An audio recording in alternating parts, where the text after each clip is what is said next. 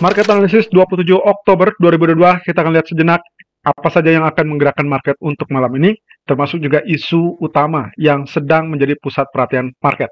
Diawali dengan berita tentang rencana untuk membatasi harga minyak Rusia. Ya, Amerika dalam hal ini merencanakan ulang terkait dengan masalah tersebut, dan tentunya kita sudah tahu bersama, rencana tersebut sudah dibahas berbulan-bulan dan sampai saat ini belum cukup dukungan untuk membuat harga minyak turun. Nampaknya masih ada perdebatan di antara negara-negara Eropa untuk ikut menerapkan batasan harga tersebut.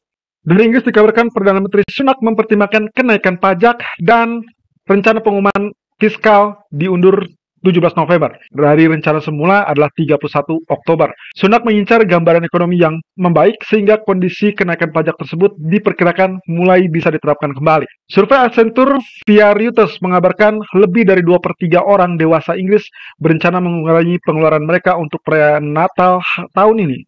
49% berencana untuk mengurangi hadiah dan 46% lainnya berencana untuk mengurangi makan di luar. Bahkan 35% mengurangi sosialisasi umum dan juga makan ataupun minum di rumah. Dan dari sisi Bank Sentral, Bank of Canada menaikkan suku bunga hanya 50 basis point di bawah ekspektasi sekitar 75 basis point. Tentunya hal ini akan memberikan pertanda apakah bank sentral lain, termasuk salah satunya adalah Fed, akan mengikuti jejaknya.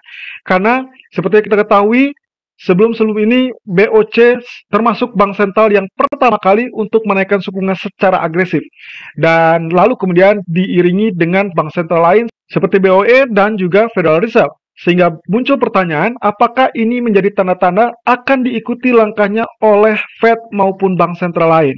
Biasanya, jika memang ternyata BOC sudah mulai melonggarkan, kebijakan tersebut akan diikuti oleh bank-bank lain.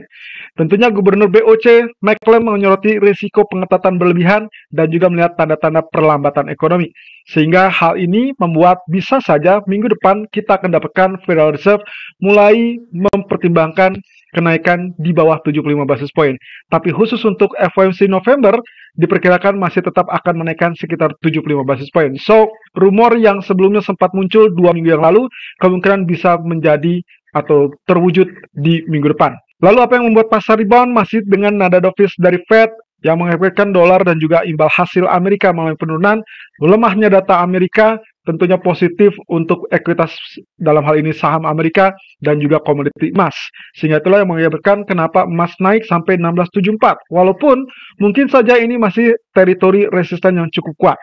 Dan kita belum lihat dampak dari efek akhir bulan yang biasanya muncul di tanggal 28 sampai 31 akhir bulan. Lalu kemudian dari Inggris sendiri, meredanya ketidakpastian politik untuk sementara waktu membuat imbal hasil gilt turun sehingga mendukung untuk posisi pound sterling. Kami tetap tayangkan yang menjadi fokus pasar dalam waktu dekat, yaitu terkait dengan kebijakan fiskal pemerintah yang kita sudah tahu bahwa dia semula tanggal 31 Oktober diundur menjadi tanggal 17 November. Dengan demikian, rencana yang terbaru adalah kita akan terfokus dengan rencana kuantitatif tightening dari BOE yang disertai dengan kenaikan suku bunga dari BOE di minggu depan. Dan tentunya FOMC meeting akan menjadi fokus utama minggu depan, termasuk juga midterm election yang semakin dekat dari Amerika.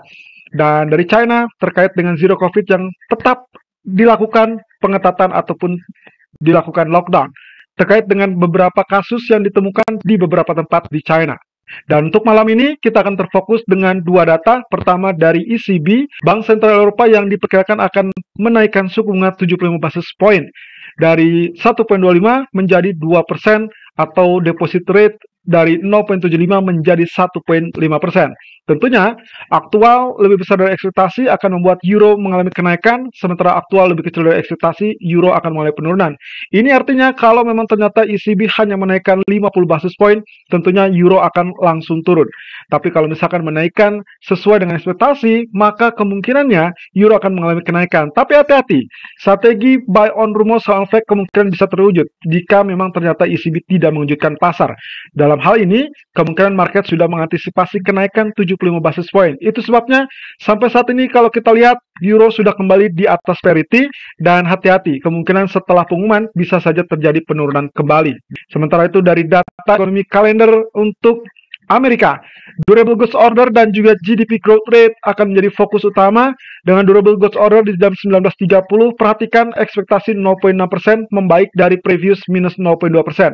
Tentunya aktual lebih besar dari ekspektasi akan membuat dorongan kepada US dollar, itu berarti indeks saham, gold, dan juga other currency mengalami tekanan turun. Dan sebaliknya, jika aktual lebih kecil daripada ekspektasi, maka potensinya adalah US dollar mengalami pelemahan, berarti indeks saham, gold, dan juga other currency akan mengalami kenaikan. Sementara di jam 9, GDP growth rate yang juga akan menjadikan indikasi apakah perlambatan ekonomi atau bahkan krisis atau bahkan resesi cenderung menghinggapi Amerika atau tidak. Ekspektasinya adalah 2,4% mengalami lonjakan kenaikan dari previous minus 0,6%. Tentunya aktual lebih besar dari ekspektasi akan membuat dorongan untuk US dollar, dan itu berarti indeks saham, gold, dan juga other currency mengalami tekanan turun. Sementara aktual lebih kecil dari ekspektasi akan membuat US dollar kembali turun, indeks saham, gold, dan other currency akan mengalami dorongan naik. Bad news is good news. Jadi kalau misalkan Anda masih menginginkan melihat potensi bullish akan dicapai oleh saham ataupun currency lain atau bahkan gold, maka Anda harus berharap data-data tersebut dirilis negatif atau dirilis lebih rendah daripada ekspektasi. Tentunya hal tersebut akan mengangkat sentimen pasar menjadi positif seiring dukungan terkait dengan ekspektasi bahwa Fed bisa mulai melonggarkan pengetatan di pertemuan berikutnya setelah pertemuan November. Kita beralih kepada DXY atau indeks dolar, di mana grafik hampat cenderung menunjukkan penurunan berlanjut di bawah teritori triangle. Ya, setelah terjadi penembusan, pullback hanya terjadi singkat, lalu kemudian dia mengalami penurunan. Ini berarti kelanjutan dari pola penurunan tersebut sudah terbukti dan kita sedang menghadapi area support, area 109. Nah, permasalahannya, apakah dia akan terus berlanjut untuk penurunan atau tidak? Oke, kalau misalkan kita bicara tentang triangle, maka target yang sebenarnya adalah sesuai dengan ketinggian dari triangle tersebut. Dengan demikian, kalau misalkan kita ambil ini bagian ketinggiannya, maka target yang optimal atau target yang maksimalnya sebetulnya akan berada di teritori ini, atau kurang lebih berada di bawah support 108. Nah, target utama 107, tapi hati-hati, triangle biasanya secara teoretikal dia kadang-kadang tidak memenuhi target maksimal, sehingga kemungkinan bisa saja target penurunan terhenti di 109 ataupun di 108. Artinya 50% atau bahkan 75% dari target semula. Nah, ini pula yang menafsirkan kemungkinan posisinya kalaupun terjadi katakanlah reversal, maka kemungkinan yang kita perkirakan adalah hanya sekedar pullback, kemudian dia tertahan, lalu kemudian dia kembali turun. Sehingga akhirnya penurunan tersebut bisa menjangkau area 109 ataupun 108. Tapi hati-hati, kalau memang ternyata data GDP-nya kecenderungannya adalah kuat, maka yang terjadi adalah sebaliknya. Kita mungkin saja akan terjegal di 109 untuk lanjutkan kenaikan, seperti demikian. Jadi nantinya kita berpikir kemungkinan dia akan terjadi seperti itu. Nah, untuk mengantisipasi hal tersebut, tentunya harus mengantisipasi terkait dengan pergerakan reversal yang mungkin saja terjadi di malam hari. Di sisi lain, grafik daily menunjukkan pola candle yang masih cukup mendukung untuk pola penurunannya. Ya, setelah triangle juga dipecah, kemudian dua candle berturut-turut terjadi bearish candle. Jadi kita asumsikan ini adalah indikasi terjadinya penurunan lanjutan. Tapi ada level support critical ataupun level support psikologis di arah 109.80, maka kemungkinan dia bisa saja terjegal terlebih dulu. Saya mengasumsikannya kalaupun dia terjadi kenaikan karena GDP, berarti efek selanjutnya adalah efek akhir bulan, di mana tingkat permintaan terhadap US dollar yang biasanya akan cenderung menguat. Barulah nanti saat FOMC minggu depan, dia akan kembali tertekan turun, terutama jika memang Fed mengisyaratkan bahwa itu adalah puncak dari kenaikan suku bunga yang terbesar mereka. Nah, di sisi lain, US Treasury Yield juga mengalami hal yang serupa dengan dua candle penurunan.